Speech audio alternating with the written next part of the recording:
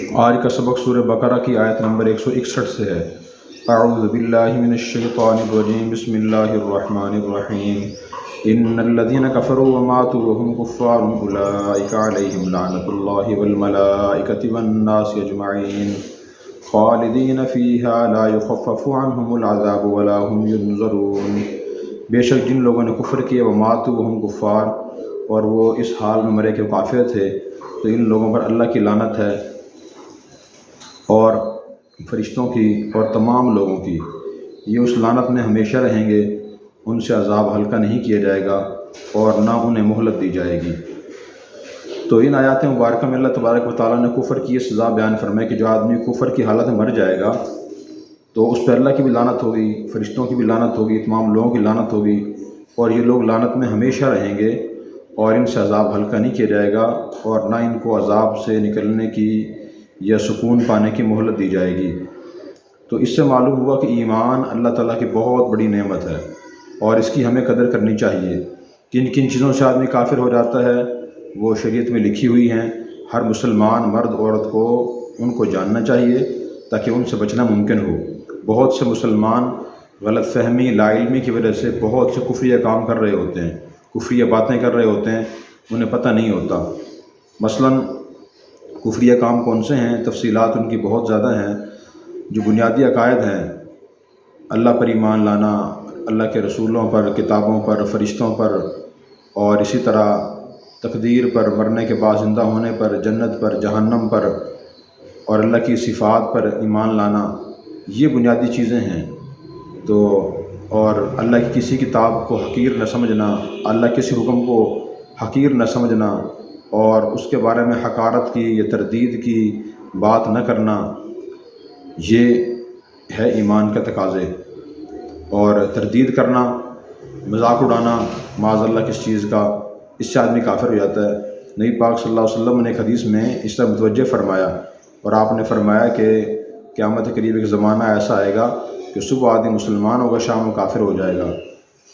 وَيُصْبِحُ مُؤْمِنًا وَيُمْسِي كَافِرًا، صبح مسلمان تھا، شام میں کافر ہو جائے گا، اور شام کو مسلمان تو صبح کافر ہوگا۔ یعنی ایسا کفریہ کام کرے گا، اسے پتہ بھی نہیں ہوگا۔ حضرت حکیم الامت مولانا شاہ تھانوی رحمۃ اللہ علیہ نے بہشتی زیور کے شروع میں پہلے حصے میں کفریہ شرکیہ کام لکھے ہوئے ہیں۔ ایک عام مسلمان وہاں دیکھ کے مطالعہ کر سکتا ہے اور پتہ چل سکتا ہے کہ کون کون سے کفریہ اور شرکیہ کام ہے تاکہ ان سے بندہ بچ سکے، ورنہ اگر کفر کی حالت میں بندہ دنیا چلا گیا تو اس آیت کے مطابق ہمیشہ وہ لعنت میں گرفتار رہے گا۔ ایک بات ہے۔ دوسری بات ہے کہ لعنت کسے کہتے ہیں؟ لعنت کہتے ہیں اللہ کی رحمت سے دوری کو۔ کسی کو آدمی کہتا ہے نا کہ فلاں پہ لعنت ہو، اس کا مطلب اللہ کی رحمت سے دور ہو۔ تو لعنت کس پر بھیجنا جائز ہے؟ ایک مسلمان پر لعنت بھیجنا جائز نہیں ہے۔ نبی کریم صلی اللہ علیہ وسلم نے ارشاد فرمایا، لیس المؤمن بطعان ولا بلعان ولا الفاحش ولا البذیء، مومن نہ تو تانا دیتا ہے، نہ لعنت کرتا ہے، نہ فحش باتیں کہتا ہے، نہ فضول باتیں کہتا ہے۔ تو لعنت دینا مسلمانہ کام نہیں ہے۔ کسی پہ لعنت بھیجنا نہ فرض ہے، نہ واجب ہے، نہ سنت ہے، نہ مستحب ہے۔ بہت سے لوگ ذرا ذرا سی بات پہ لوگوں کو لعنت بھیجتے رہتے ہیں۔ اور تیسری بات یہ کہ جو کافر ہے، جس کا کفر مرنا یقینی ہو، اس پر لعنت بھیجنا جائز ہے۔ جیسے ابو جہل، ابو لہب وغیرہ، ان کا احادیث سے، قرآن کریم سے کفر مرنا ثابت ہے، تو ان پہ لعنت بھیجنا جائز ہے۔ اسی طرح کسی گناہ گار طبقے پہ بھی لعنت بھیج سکتے ہیں، جیسے قرآن کریم اور حدیث مبارکہ میں ظالموں پہ لعنت دی گئی ہے، لعنت اللہ علی الظالمین، لعنت اللہ علی الکافرین، کافروں پہ لعنت ہو۔ کسی خاص شخص کا نام لے کے کہ فلاں شخص پر اللہ کی لعنت ہو تب جائز ہے، جبکہ اس کا کفر مرنا یقینی ہو تو پھر ہم یہ کہہ سکتے ہیں۔ اور اس کے بعد پھر اللہ تعالیٰ نے یہ فرمایا کہ خالدین فیہا، یہ ہمیشہ اس لعنت میں مبتلا رہیں گے اور کبھی بھی اللہ تعالیٰ ان کفار کو اس لعنت سے نہیں نکالیں گے اور عذاب سے نہیں نکالیں گے۔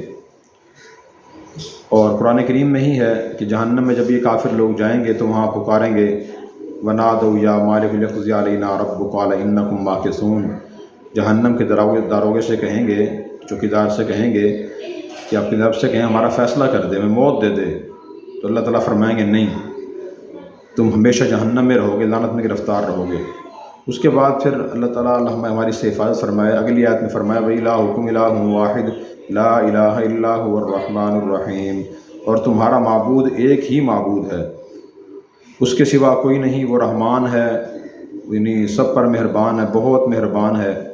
تو اس آیت میں اللہ تعالیٰ کی توحید بیان کی گئی ہے کہ اللہ صرف ایک ہی ہے معبود۔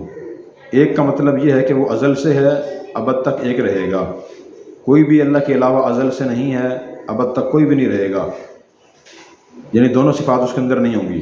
انسان ازلی تو نہیں، ابدی ہے کہ وہ پیدا ہونے کے بعد انسان منتقل ہوتا رہتا ہے عالم برزخ میں، عالم دنیا میں، پھر عالم محشر میں جائے گا، پھر وہاں جنت جہنم میں جائے گا، لیکن اللہ کی ذات ازل سے ہے، اس معنی بھی اللہ ایک ہے۔